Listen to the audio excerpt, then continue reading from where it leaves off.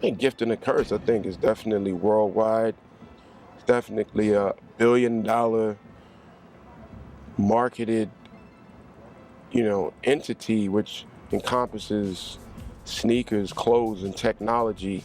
It's definitely come a long way and evolved in a technology way in terms of internet downloading, which is all great in terms of accessing and marketing abroad, but it kind of hurts because it thins things out like, this artist don't pay as close attention to artwork.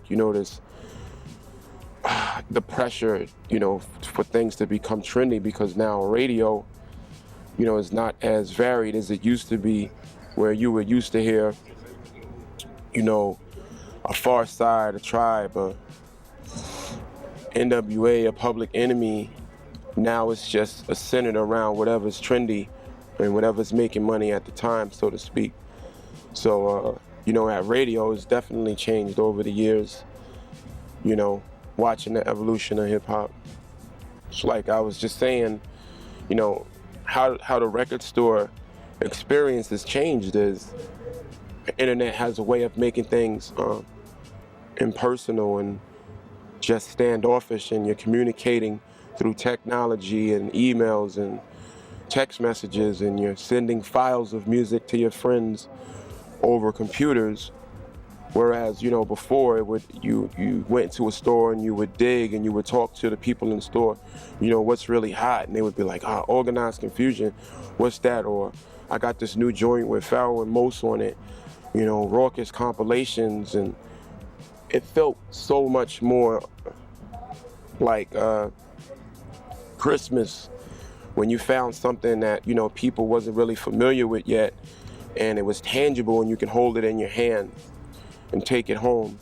Now with things being virtual and like, what are you actually sending, some digital information, I think we lose touch with the personality of the artist. Like I said, we don't see the artwork, we don't get to feel them.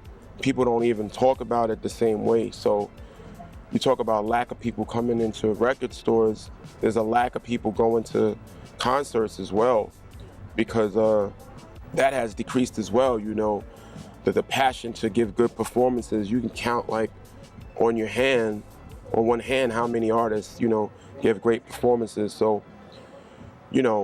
at a certain amount of dollar price per ticket, I would be reluctant to go to some of these shows thinking like, am I really going to be entertained? You know what I'm saying?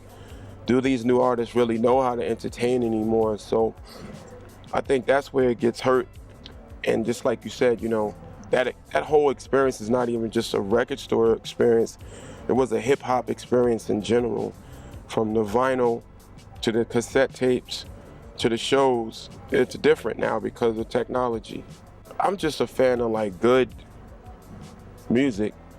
So whether it's like thugged out or whatever it is, conscious or soulful, as long as the passion is put into it and I can listen to it and get inspired by it, I think it could be pushed to the forefront, and going into like the 360 of what happens. I think when one trend becomes so popular, it's like a pendulum and it has to swing in the opposite direction. So I think you're starting to see, a wave of artists who are like, this trend is already at the peak of what it's going to be, what's going to be next. So you start, swinging in the other direction. Of course, you don't want to hear soulful hip hop from an artist who doesn't know how to pull passion out and express himself soulfully, because it might be the next trend or whatever. So it's the same thing, You could have the passion about your snap music if that's what you have the passion about. But I think that most artists right now is just following that trend because it's popular. So you get redundant whackness in that area, just like you got a redundant whackness in so-called gangster rap, where it was just like ridiculous at one point. And artists coming out of New York City felt like, we're from New York City, you should respect me and buy me, and it just got monotonous and crazy at one point. So it was, just whack music, and there was no passion in it. So that's what I look for in the music.